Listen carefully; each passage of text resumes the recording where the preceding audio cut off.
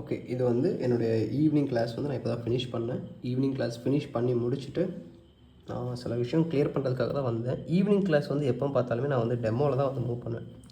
Evening class வந்து டெமோவில் move பண்ணுவேன். But 1.5 hour வந்து நார்மலான கிளாஸ் நடக்கும். அந்த 1.5 ஹவர் ஃபினிஷ் பண்ணிவிட்டு நெக்ஸ்ட் ஒரு ½ அன் ஹவர் இல்லைனா ஒரு 45 மினிட்ஸ் லைவ் ட்ரேட் எடுப்போம். இது லைவ் ட்ரேட் எடுத்ததுக்கான மூவு. இஃப் நம்ம ஒரு மூவ் எடுக்கிறோங்கிற பட்சத்தில் ப்ராஃபிட் ஆனாலும் ரீசன் தெரியணும், லாஸ் பண்ணாலும் ரீசன் தெரியணும்.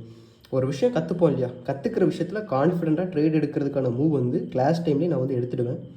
லைவ் ட்ரேட் வந்து நான் எடுக்கிறது எதில் வந்து பார்த்தீங்க அப்படின்னா என்னுடைய ஐபேடில்.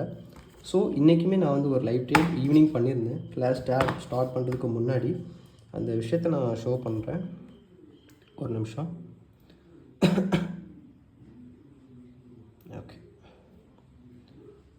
சரி.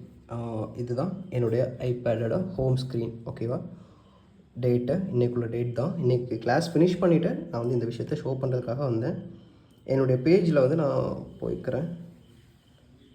ஓகே, இது வந்து பார்த்தீங்க அப்படின்னா இது வந்து இன்றைக்கி ஈவினிங் ஒரு வீடியோ அப்லோட் பண்ணியிருப்பேன் இல்லையா, அதுக்கு தமிழ் செட் பண்ணுறதுக்கான பிக் எடுத்தது.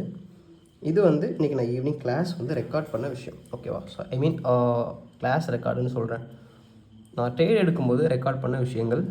ஸோ என்னுடைய ட்ரேடிங் மூவ், லைவ் அக்கௌண்ட், என்னுடைய லைவ் அமௌண்ட், என்னுடைய ட்ரேடுக்கான ரிசல்ட்ஸ், இந்த வீடியோவை தான் நான் வந்து அப்லோட் பண்ணுவேன். ஃபுல் சவுண்டாக வச்சுக்கிறேன். இதில் வந்து நான் வாய்ஸ் ஓவர் கொடுக்கல, பேக்ரவுண்ட் வாய்ஸ் மட்டும்தான் கொஞ்சம் இறைச்சலாக இருக்கும். இந்த விஷயத்தில் நான் ட்ரேட் எடுத்ததை நான் வந்து நாளைக்கு மேபி இல்லைனா இந்த வரக்கூடிய டேஸில் வந்து அப்கமிங் டேஸில் வந்து நான் அப்லோட் பண்ணிவிடுவேன். இதுக்கான விஷயங்கள் இதே வீடியோ தான் அப்லோட் பண்ணி அதுக்கான மூவ் வந்து நான் எடுத்துடுவேன். இந்த வீடியோ தான் நான் வந்து அப்லோட் பண்ணுவேன், அதில் மாற்றம் இல்லை. ஆனால் அப்லோட் பண்ணும்போது எப்படி அப்லோட் பண்ணுவேன்னா, ஒன்று இந்த ஸ்பேஸை கட் பண்ணுவேன், இல்லைனா இந்த ஸ்பேஸை ஹைட் பண்ணி மேக்ஸிமம் கட் பண்ணி தான் போடுவேன்.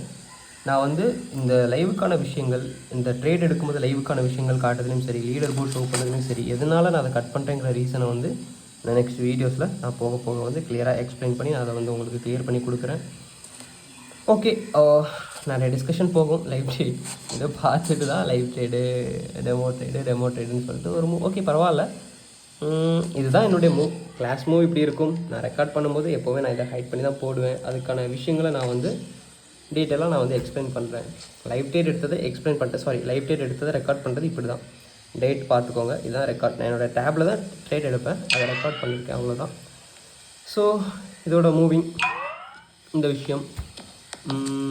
இனி இதை நான் என்ன பண்ணுவேன்னா, எடிட் பண்ணும்போது மட்டும் இந்த பேக்ரவுண்டில் ஒரு இறைச்சல் சவுண்டு கேட்குதுன்னு கேட்குதா, அதை கிளியர் பண்ணுறதுக்காக மட்டும் ஒரு மூவ் போவேன், அவ்வளோதான்.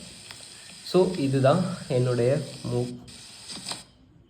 இதை பார்த்துட்டு டெமோன்னு சொல்கிறாங்க. ஓகே, பரவாயில்ல, it's okay, good, not bad. என்னுடைய கிளாஸ் மூவ் வந்து இதுதான். என்னுடைய ட்ரேடிங்க்கான ரெக்கார்ட் மூடும் இது தான். ஏன்னா என்னுடைய எடிட்டடை வேணால் நான் ஷோ பண்ணுறேன். என்றைக்குமே லீடர் போர்டையும் லைவ் ட்ரேடை வச்சு நான் பண்ணாததுக்கான ஒரு விஷயம் அது ஒரு ஓகே. நான் அதை எக்ஸ்பிளைன் பண்ணுறேனே நெக்ஸ்ட் வீடியோஸில் நான் வந்து கிளியர் பண்ணுறேன். And then thank you, by.